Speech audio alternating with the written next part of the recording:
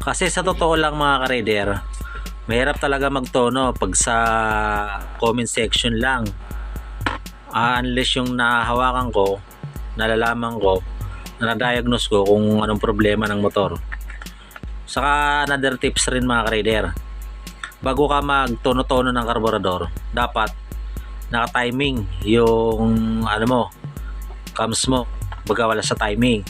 Pangalawa mga ka-rider, yung kuryente, dapat maganda yung kuryente mo bago mo hanapan ng magandang tono o magtono ka ng karburador. So yung mga ka-rider, kuryente at saka walang singaw sa manifold, yan mga ka-rider.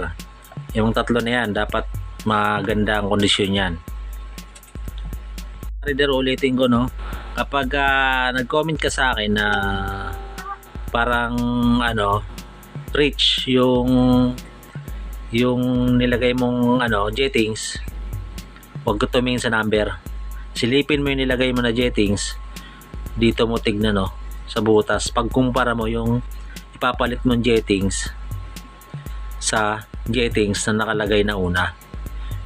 Kung gusto mo magbaba ng konti, wag mo sa number tignan, dito ayan silipin mo, pagkumpara mo, titigan mo ng maigi, may pagkakaiba at pagkakaiba yan.